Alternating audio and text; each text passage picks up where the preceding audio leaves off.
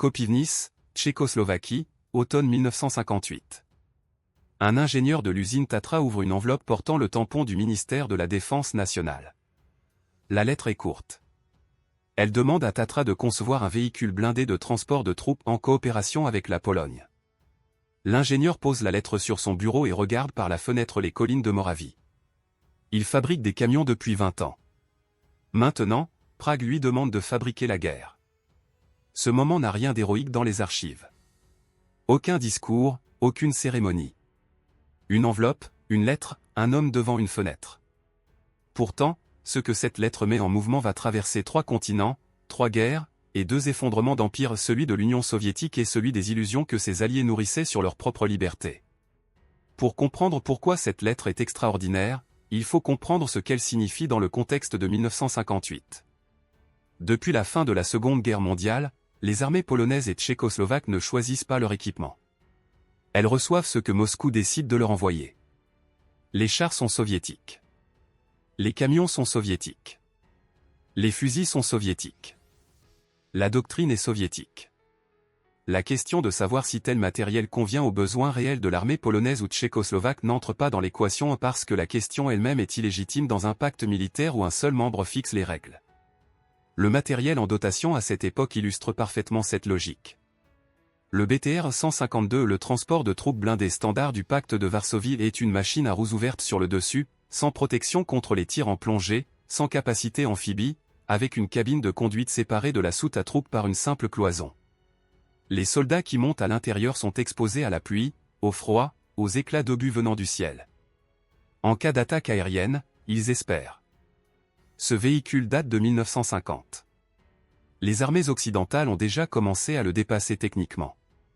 À Moscou, on considère que le BTR 152 remplit sa fonction. C'est précisément dans cet écart entre ce que Moscou considère satisfaisant et ce que les officiers polonais et tchécoslovaques voient sur le terrain que naît la demande d'une machine nouvelle.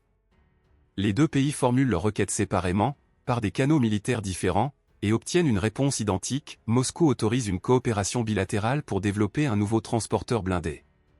Le projet reçoit le nom de code Scott en polonais, un acronyme qui signifie véhicule blindé à roues pour le transport de troupes. En tchèque, le même mot signifie bétail. Personne ne relève l'ironie. L'autorisation de Moscou mérite qu'on s'y arrête. Dans la logique du pacte de Varsovie de la fin des années 50, laisser 2 pays membres développer ensemble une machine de guerre sans supervision soviétique directe constitue une anomalie. Pourquoi Moscou accepte-t-il? La réponse tient en 3 éléments. Premier élément, l'Union soviétique est engagée dans sa propre course aux armements avec les États-Unis et concentre ses ressources industrielles sur les programmes stratégiques missiles, sous-marins, aviation. Financer également une refonte complète des transports blindés pour l'ensemble du pacte représente une charge que Moscou préfère partager. Deuxième élément, laisser la Pologne et la Tchécoslovaquie s'occuper ensemble d'un programme secondaire, c'est les garder occupés sur quelque chose d'utile plutôt que de les laisser ruminer d'autres formes d'indépendance. Troisième élément, le plus important, Moscou ne croit pas vraiment que le résultat sera meilleur que ce que les ingénieurs soviétiques produisent eux-mêmes. C'est une concession calculée, une soupape. On laisse les satellites jouer à faire leur propre matériel en sachant qu'au moment de choisir le standard du pacte, c'est Moscou qui décidera. C'est un raisonnement parfaitement logique. C'est aussi le début d'un piège dont personne ne voit encore les contours. À Kopivnice, les ingénieurs de Tatra reçoivent donc une liberté réelle et dans des limites qu'ils ne connaissent pas encore. Tatra n'est pas un acteur nouveau dans l'industrie lourde. La firme existe depuis 1892. Elle a construit des automobiles, des camions, des locomotives. Sa signature technique, une ossature centrale tubulaire avec des demi-essieux oscillants indépendants, lui permet de produire des véhicules capables de traverser des terrains que les camions conventionnels ne peuvent pas aborder. Cette philosophie mécanique, développée au fil des décennies pour les routes de montagne moraves, va se retrouver transposée dans un véhicule blindé conçu pour la guerre européenne et finir, des années plus tard, dans des déserts que ces ingénieurs n'ont jamais vus. La décision technique la plus lourde de conséquences intervient très tôt dans le programme. Pour le moteur, Tatra propose un groupe propulseur à refroidissement par air, une solution que Tatra maîtrise depuis des décennies sur ses camions lourds. Le refroidissement par air élimine le circuit d'eau, réduit le risque de panne par gel ou surchauffe, simplifie la maintenance en conditions difficiles. C'est une solution fiable, éprouvée, rationnelle pour des opérations dans des environnements variés. C'est aussi exactement le contraire du standard soviétique. Les véhicules blindés de l'armée rouge utilisent des moteurs à refroidissement par eau. Les pièces détachées, les formations des mécaniciens, les procédures de maintenance, tout le système logistique du pacte est construit autour du refroidissement par eau. Choisir le refroidissement par air, c'est choisir l'incompatibilité technique avec l'ensemble du réseau logistique soviétique. Les ingénieurs de Tatra le savent. Ils choisissent quand même leur solution parce qu'elle est meilleure pour la machine qu'ils veulent construire. Ce choix, discret dans les archives techniques, est en réalité une déclaration. Pas politique, pas idéologique mais une déclaration d'ingénieurs qui disent « Nous faisons ce qui fonctionne, pas ce qui s'intègre ». Dans un système où l'intégration est précisément la valeur suprême, c'est une forme de dissidence en métal et huile. La coopération avec la Pologne ajoute une couche supplémentaire de complexité. Deux pays, deux langues, deux cultures industrielles, deux armées avec des priorités légèrement différentes. Les Polonais apportent leurs propres exigences tactiques, leur propre expérience du terrain, et leur propre industrie. La production polonaise sera localisée dans une usine différente, ce qui signifie deux chaînes d'assemblage pour un même véhicule, avec les variations que cela implique. Ce n'est pas une coopération simple. C'est une négociation permanente entre deux entités qui ont chacune leurs contraintes, et qui opèrent toutes deux sous le regard d'une troisième partie qui n'assiste pas aux réunions mais dont l'approbation finale reste indispensable. À la fin des années 50, tout cela reste encore dans le domaine du projet, du dessin, de la promesse technique. La machine n'existe pas encore. Mais les grandes décisions sont prises: le moteur, l'architecture, la répartition de la production. Et quelque part dans un bureau de Moscou, un officier responsable du programme a noté que la Pologne et la Tchécoslovaquie travaillent bien, que le projet avance, et que l'Union soviétique développe de son côté son propre nouveau transporteur blindé. Son nom, BTR-60. Les deux machines seront prêtes à peu près en même temps. Elles seront évaluées côte à côte. Et à ce moment-là, quelqu'un devra choisir laquelle des deux deviendra le standard de toute l'alliance. Ce choix n'a pas encore été fait. Mais dans la logique d'un système où un seul membre a toujours le dernier mot, la question est-elle vraiment ouverte, quelque part en Europe centrale, début des années 60. Deux véhicules blindés sont garés côte à côte sur un terrain d'essai. L'un vient de l'Est, fabriqué dans les usines soviétiques qui produisent déjà des chars par milliers. L'autre vient de Kopivnice, d'une usine qui fabriquait des camions il y a encore 3 ans. Les observateurs prennent des notes. Les chronomètres tournent. Les résultats s'accumulent dans des dossiers qui partiront ensuite vers Moscou. Ce moment, deux machines, deux dossiers, une décision à venir est le cœur de toute l'histoire du Scott. Pas la guerre, pas l'exportation, pas les déserts africains. Ce moment précis, sur ce terrain d'essai, où la logique technique et la logique politique vont se séparer définitivement. Le BTR-60 soviétique est une machine imposante. 8 roues, coque en acier soudé, moteur à refroidissement par eau. 2 moteurs, en réalité, une particularité soviétique qui double la complexité mécanique pour tenter de compenser la fiabilité insuffisante d'un seul bloc. La solution elle-même révèle le problème: quand un ingénieur soviétique constate que son moteur n'est pas assez fiable, il en ajoute un deuxième. Quand un ingénieur de Tatra constate que son moteur pose des problèmes, il le refait jusqu'à ce qu'il fonctionne. Ce sont deux philosophies industrielles différentes et elles produisent deux machines différentes. Le Scott sort des tests comparatifs avec plusieurs avantages documentés. Le moteur Tatra à refroidissement par air se révèle plus adapté aux conditions extrêmes de chaleur, un point qui intéressera davantage les déserts égyptiens que les plaines allemandes, mais que les données enregistrent objectivement. La capacité de débarquement est meilleure, les soldats sortent par l'arrière, debout, rapidement, sans contorsion. Le BTR-60 oblige ses occupants à passer par des trappes latérales, une procédure lente, inconfortable, et dangereuse sous le feu. Sur ce point précis, aucun observateur ne conteste la supériorité du Scott.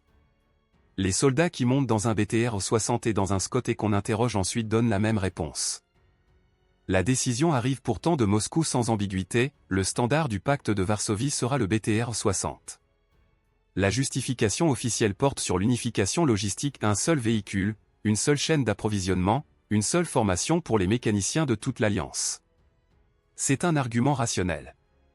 Il est aussi parfaitement circulaire: la logistique soviétique est construite autour des solutions soviétiques, donc les solutions soviétiques s'intègrent mieux dans la logistique soviétique, donc les solutions soviétiques sont préférables. Le Scott, avec son moteur incompatible et sa conception indépendante, est précisément trop étranger au système pour que le système puisse l'absorber. Il est trop bien fait dans la mauvaise direction. La Pologne et la Tchécoslovaquie reçoivent donc des BTR-60. Leurs propres armées, qui ont financé et développé le Scott pendant plusieurs années, vont rouler dans la machine soviétique. Le Scott est autorisé en service, les deux pays en gardent quelques centaines dans leur parc, mais il n'est pas le standard, il n'est pas prioritaire, il ne sera pas commandé en grande série pour les divisions qui comptent. Il est toléré. Dans un pacte militaire, toléré est une catégorie très différente de choisi. Ce qui se passe ensuite défie toute logique industrielle conventionnelle. La chaîne de production de Kopivnice ne s'arrête pas. Elle continue. Elle produit. Et les véhicules qui sortent de l'usine ne vont pas vers Varsovie ou Prague, ils vont vers des ports dont les noms n'apparaissent dans aucun manuel de l'armée tchécoslovaque. L'exportation commence discrètement, dans le cadre des accords militaro-commerciaux soviétiques avec les pays du tiers-monde.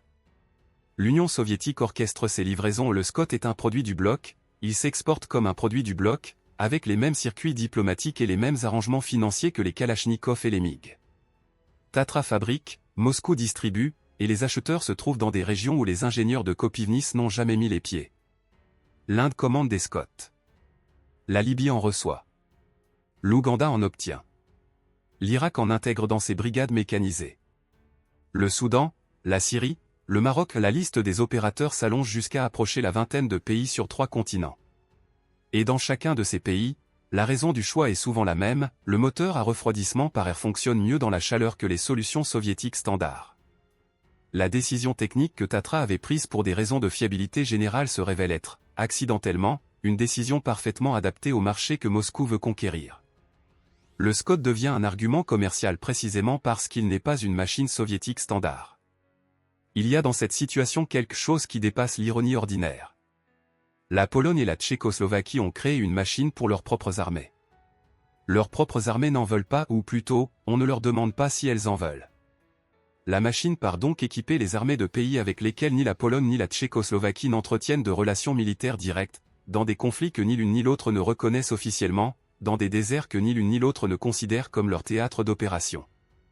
Les ingénieurs de Tatra ont construit un véhicule pour la guerre en Europe centrale. Il fera sa réputation en Afrique et au Proche-Orient. La production totale atteint plusieurs milliers d'unités au fil des années et les estimations varient entre 4000 et 5000 véhicules selon les sources, en comptant les deux chaînes polonaises et tchécoslovaques. Sur ce total, la part destinée aux armées polonaises et tchécoslovaques réunies représente une minorité significative. Le reste est parti ailleurs. Les créateurs du Scott sont devenus les opérateurs minoritaires de leur propre invention. En 1967, la guerre des 6 jours éclate au Proche-Orient. Des pays arabes équipés de matériel soviétique affrontent Israël. Dans certaines formations, le Scott roule aux côtés du BTR-60. Les deux machines du pacte de Varsovie, celle qu'on a choisie et celle qu'on a exportée, se retrouvent dans le même camp sans s'être jamais rencontrées en Europe.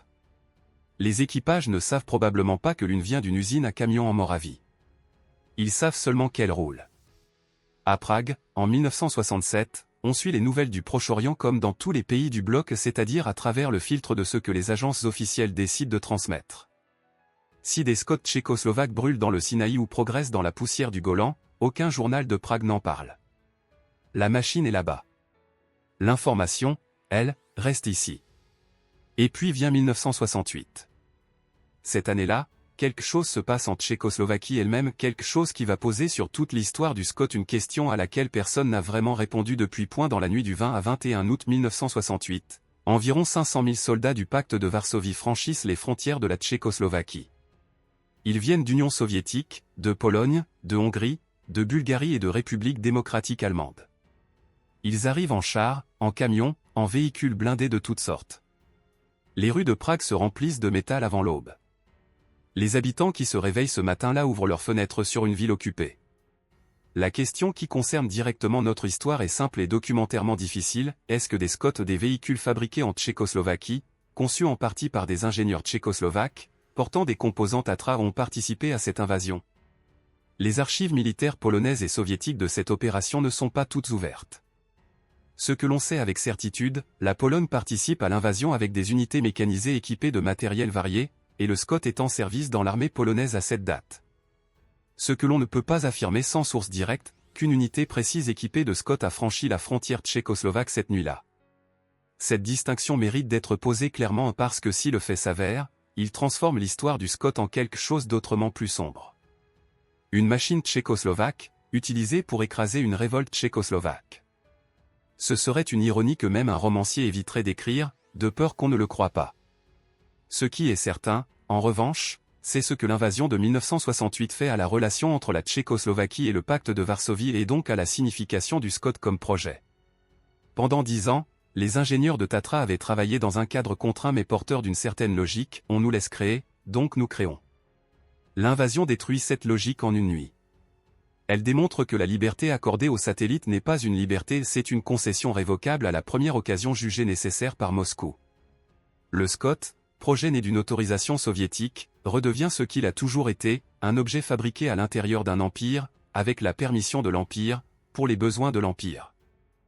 Les ingénieurs de Kopivnice continuent pourtant de travailler après 1968. Que feraient-ils d'autre? L'usine tourne, les commandes arrivent de moins en moins de Prague et Varsovie, de plus en plus d'ailleurs. Cette mécanique exportatrice, mise en place avant l'invasion, s'accélère dans les années qui suivent. Le monde du début des années 70 est un monde de guerre par procuration, de livraison d'armes enveloppées dans des discours de solidarité révolutionnaire, de cargaisons qui changent d'étiquette dans les ports intermédiaires. Le Scott s'insère parfaitement dans cet écosystème. L'Égypte est l'un des récipiendaires les plus importants. Les relations militaires entre l'Union soviétique et l'Égypte de Nasser puis de Sadat sont intenses pendant cette période. Des milliers de conseillers soviétiques, des livraisons massives de matériel, une présence qui finira par agacer Sadat au point qu'il expulse les soviétiques en 1972. Mais avant cette rupture, le matériel arrive dont des Scott, intégrés aux brigades mécanisées égyptiennes aux côtés des TE-54, TE-55 et BTR-60. Des équipages égyptiens apprennent à conduire et à maintenir une machine fabriquée dans une ville dont ils ne peuvent probablement pas prononcer le nom. Des mécaniciens soviétiques leur expliquent le fonctionnement d'un moteur à refroidissement par air que l'armée soviétique elle-même n'a pas adopté. C'est le pacte de Varsovie dans toute sa cohérence géopolitique. Le 6 octobre 1973, l'Égypte et la Syrie lancent une offensive simultanée contre Israël. C'est Yom Kippour, le jour du grand pardon, le moment le plus sacré du calendrier juif, choisi précisément pour sa valeur tactique. Les soldats israéliens sont en prière ou en jeûne, les routes sont vides, les radios silencieuses. L'effet de surprise est total pendant les premières heures. Sur le canal de Suez, des divisions égyptiennes traversent sur des pontons flottants sous une couverture de feux d'artillerie. Les véhicules blindés passent en colonne serrée. Parmi eux, des Scott transportent des fantassins vers le Sinaï occupé depuis 1967. La machine conçue pour la guerre en Europe centrale fait son entrée dans l'histoire militaire à travers un désert, dans une guerre que ses créateurs n'ont pas déclarée, pour un pays avec lequel ils n'ont pas d'alliance. Ce qui se passe dans les jours suivants appartient à la fois à la légende militaire et à la réalité documentée. L'armée israélienne, prise de court, perd du terrain, des hommes, et des machines à un rythme qui provoque une crise au sein du commandement. Les missiles anti-chars égyptiens soviétiques également détruisent des Centurions et des M48 Patton en nombre qui dépasse toutes les projections israéliennes. La coalition arabe, équipée massivement par le bloc soviétique, tient pendant suffisamment longtemps pour que la guerre change de nature politique. Elle ne sera pas la victoire rapide et totale qu'Israël avait connue en 1967.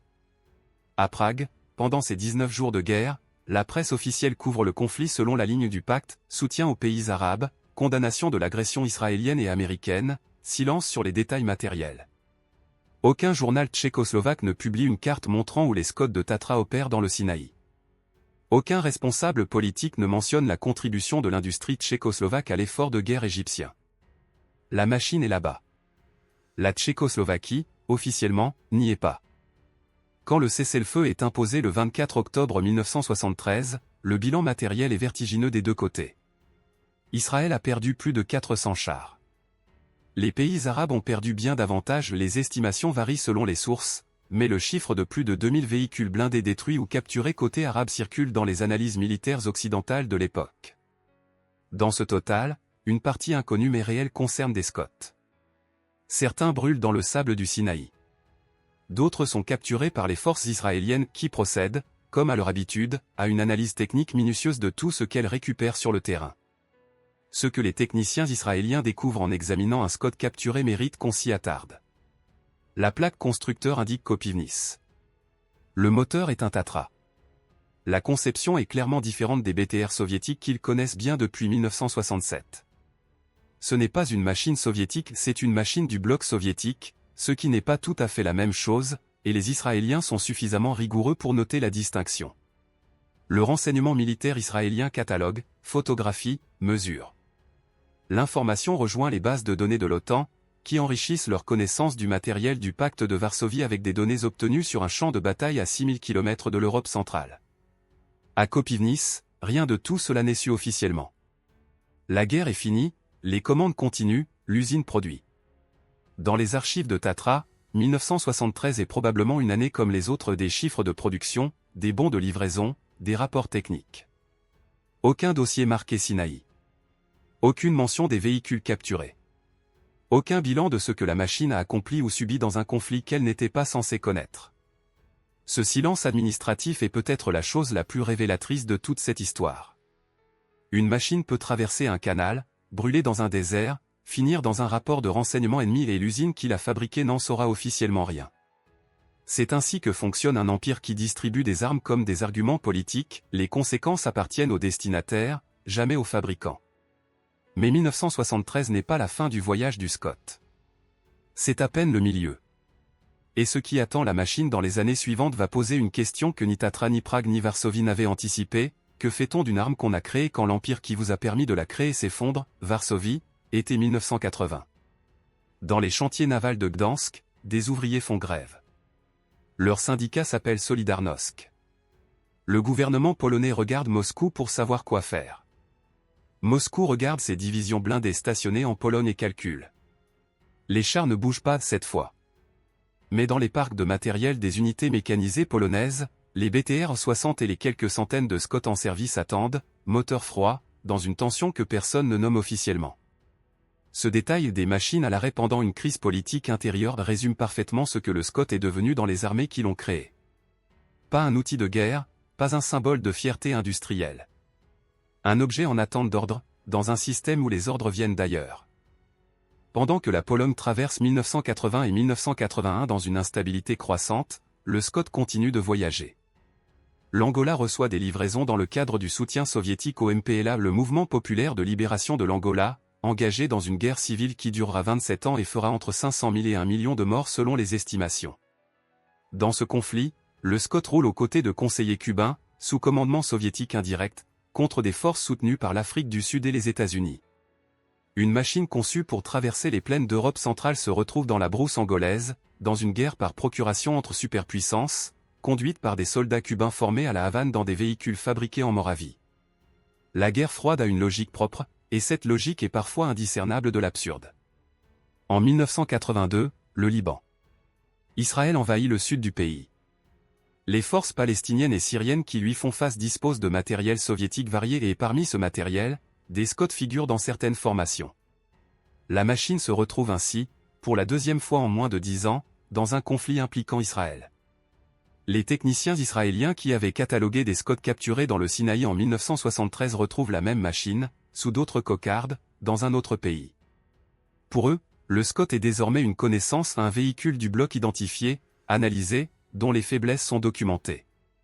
Pour Kopivnice, cette guerre n'existe toujours pas officiellement. Ce qui change dans les années 80, c'est le rythme d'usure de l'Empire qui distribue ces machines. L'Union soviétique s'enfonce en Afghanistan depuis décembre 1979. La guerre coûte environ 2 à 3 milliards de dollars par an selon les estimations occidentales de l'époque, une somme que l'économie soviétique, déjà sous tension, absorbe de plus en plus mal. Les livraisons d'armes aux alliés du tiers-monde continuent, mais les ressources se tendent. Dans ce contexte, le Scott présente un avantage inattendu pour Moscou, c'est une machine que l'Union soviétique n'a pas à fabriquer elle-même. Tatra produit, l'Empire distribue, les coûts de production restent en Tchécoslovaquie. C'est une délégation industrielle involontaire. Kopivnice finance indirectement la politique étrangère soviétique en continuant à produire une machine que Moscou a refusé d'adopter pour ses propres forces. La production totale du Scott, sur l'ensemble de sa durée de fabrication, se situe autour de 4500 véhicules selon les sources disponibles en comptant les deux lignes tchécoslovaques et polonaises. Ce chiffre, comparé aux dizaines de milliers de BTR-60 et BTR-70 produits en Union soviétique sur la même période, illustre exactement la position du Scott dans la hiérarchie du pacte, assez important pour continuer à exister, pas assez central pour compter. Une production de niche pour un empire qui ne croit pas à la niche mais qui accepte de l'utiliser quand c'est commode. En 1989, la commode se referme. En quelques mois, les régimes communistes d'Europe de l'Est s'effondrent les uns après les autres avec une vitesse que personne, ni la CIA, ni le KGB, ni les gouvernements concernés n'avaient anticipée. En Pologne, Solidarnosc remporte les élections de juin. En Tchécoslovaquie, la révolution de velours commence en novembre avec des manifestations étudiantes à Prague et se termine 22 jours plus tard avec la démission du Parti communiste du pouvoir. 22 jours. Le système que le Scot avait servi pendant 30 ans disparaît en moins de temps qu'il n'en faut pour former un équipage blindé. Dans les parcs de matériel des armées polonaises et tchécoslovaques, les Scots sont toujours là. Ils n'ont pas bougé. Les moteurs Tatra à refroidissement par air sont toujours en état de marche pour la plupart. Les machines qui ont traversé des déserts africains et des conflits proche-orientaux sous d'autres cocardes ont, elles, souvent moins bien vieillies, mais celles qui sont restées en Europe centrale ont été maintenues avec le soin bureaucratique caractéristique des armées du pacte, entretenues parce que les procédures l'exigent, pas parce qu'on les aime. La question qui se pose en 1990 n'est pas technique. Elle est politique et presque philosophique. Que fait-on d'une machine qui représente exactement ce dont on veut se séparer? Le Scot n'est pas un char soviétique. Il a été conçu ici, fabriqué ici, par des ingénieurs d'ici. Mais il est le produit d'un système disparu, il a servi des guerres que ces pays n'auraient pas choisies librement, il a été distribué par un empire dont ils viennent de se libérer. Le garder, c'est conserver une trace. Le vendre, c'est le laisser continuer à faire la guerre ailleurs. Le détruire, c'est effacer quelque chose qu'on a pourtant construit avec compétence. L'OTAN commence à regarder les nouveaux membres potentiels d'Europe centrale avec l'œil de quelqu'un qui hérite d'un garde-meuble encombrant. Les standards occidentaux pour les véhicules blindés de transport de troupes, le M113 américain, le Marder allemand, le VAB français n'ont aucune pièce commune avec le Scot. Les mécaniciens formés sur Tatra devront être reformés. Les stocks de pièces détachées ne correspondent à aucun catalogue OTAN. Dans la logique de l'intégration atlantique, le Scot est exactement ce que le BTR-60 était dans la logique du pacte de Varsovie 30 ans plus tôt, une machine incompatible avec le standard dominant. L'histoire recommence, avec les rôles inversés. La Pologne et la Tchécoslovaquie puis la République tchèque et la Slovaquie après la séparation pacifique de 1993 retirent progressivement le Scot de leurs inventaires actifs. Certains véhicules partent vers des réserves, d'autres vers des ferrailles, quelques-uns vers des musées. Mais une partie significative repart à l'exportation et les mêmes circuits commerciaux, les mêmes ports, les mêmes destinations africaines et moyen-orientales qui avaient absorbé la production des années 60 et 70. Des machines qui avaient été refusées comme standard par le pacte de Varsovie, ignorées par l'OTAN, et maintenant cédées par leurs créateurs, continuent leur carrière opérationnelle sous des cocardes qui changent selon les conflits du moment. En 1995, des Scots sont encore en service actif dans au moins une dizaine de pays. Certains ont 25 ans. Les moteurs Tatra, conçus pour durer dans des conditions difficiles, tiennent leurs promesses mécaniques longtemps après que les systèmes politiques qui les ont produits ont cessé d'exister. Une machine peut survivre à l'empire qui l'a permise. C'est peut-être la seule forme de victoire que Kopivnice pouvait espérer et personne à Kopivnice ne l'avait planifié ainsi. Ce qui n'a pas survécu, c'est la question qui était au cœur du projet depuis 1958, est-ce qu'un pays peut créer librement à l'intérieur d'un système qui ne croit pas à la liberté? Le Scot avait semblé répondre oui pendant 30 ans. Puis 1968 était arrivé, et la réponse était devenue plus compliquée. Puis 1989, et la question elle-même avait changé de nature. Il reste une dernière scène à raconter. Pas en Europe centrale. Ailleurs là où le Scot n'a toujours pas fini de rouler point quelque part en Afrique centrale, 1994. Un véhicule blindé à 8 roues avance sur une piste de latérite rouge. La plaque constructeur indique Kopivnice, Tchécoslovaquie, un pays qui n'existe plus depuis un an. Le conducteur ne parle ni tchèque ni polonais. Il ne sait probablement pas où se trouve la Moravie. Il sait que le moteur démarre au quart de tour même par 40 degrés, que les 8 roues passent là où un véhicule à chenilles s'embourberait, et que la trappe arrière s'ouvre vite.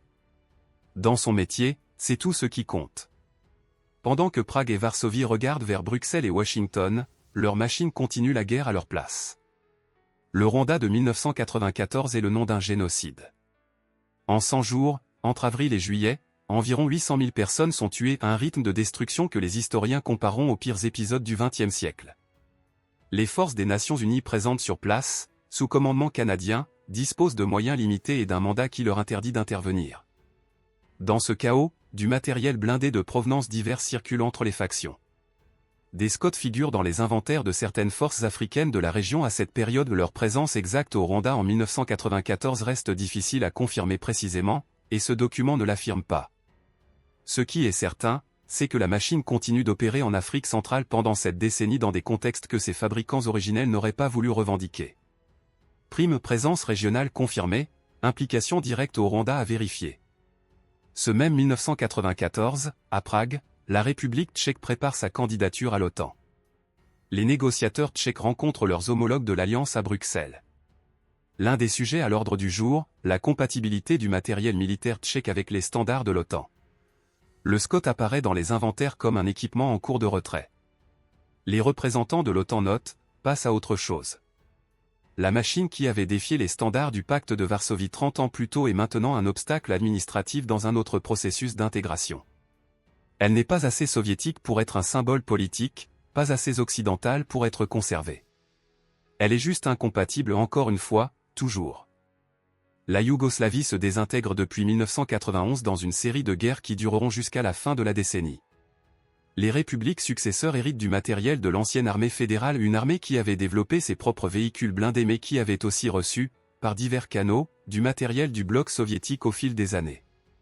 Des BTR de diverses versions circulent dans les conflits bosniaques et croates.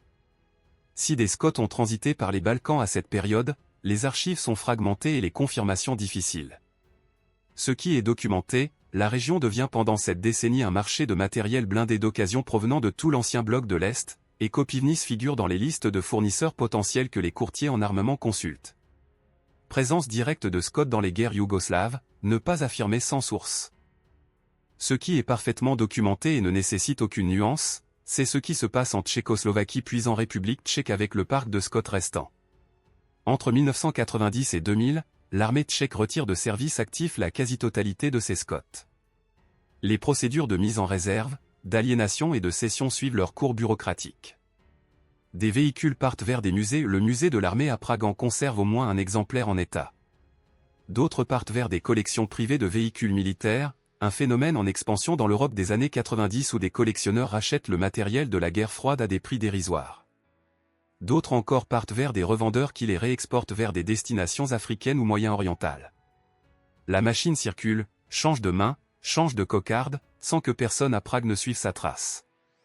L'armée polonaise prend un chemin légèrement différent. La Pologne entre dans l'OTAN en 1999, avec la République tchèque et la Hongrie, lors du premier élargissement post-guerre froide. À cette date, des Scots sont encore théoriquement en inventaire dans certaines unités de réserve polonaises. Leur retrait définitif s'étale sur les premières années du nouveau siècle, sans cérémonie, sans discours, sans article dans la presse militaire.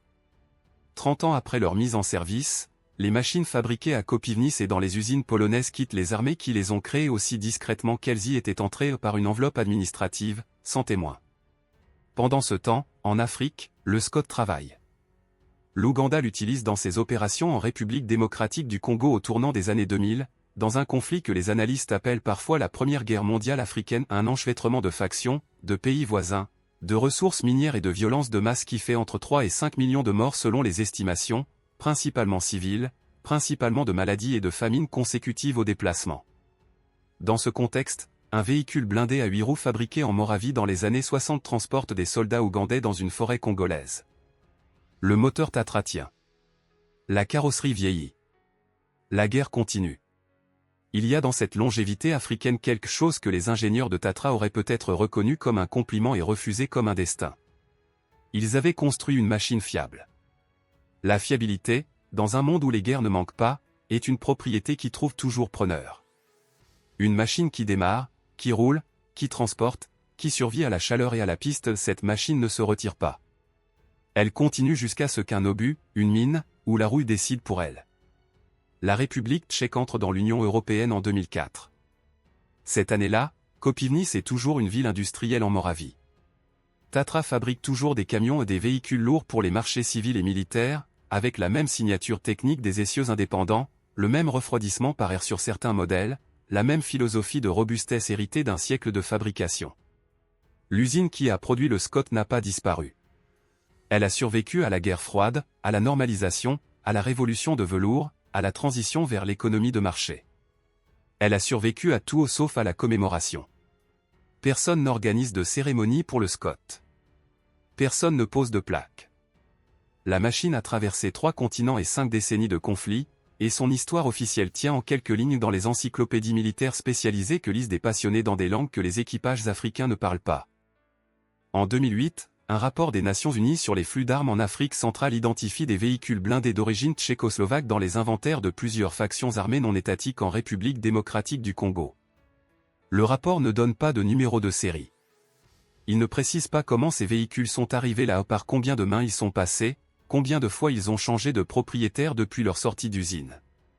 Il note simplement leur présence, comme une donnée parmi d'autres dans la cartographie de la violence armée africaine. À Köpivnice, ce rapport n'a probablement été lu par personne. C'est peut-être la question que cette histoire pose sans pouvoir y répondre. À partir de quel moment une machine cesse d'appartenir à ceux qui l'ont fabriquée? Les ingénieurs de Tatra qui ont choisi le moteur à refroidissement par air en 1959 pensaient construire un véhicule pour leurs soldats, dans leurs champs, pour leur guerre. 50 ans plus tard, leur machine est dans un rapport onusien sur des milices congolaises. Entre les deux, il y a eu Moscou, le Sinaï, Luanda, Kigali, et des dizaines d'autres noms que personne à Köpivnice n'a jamais mis sur une carte. Quelque part en ce moment, dans un pays que cet épisode n'a pas nommé, un moteur Tatra à refroidissement par air tourne encore. Qui est dans le véhicule et pourquoi? C'est une question à laquelle Köpivnice n'a plus de réponse depuis longtemps.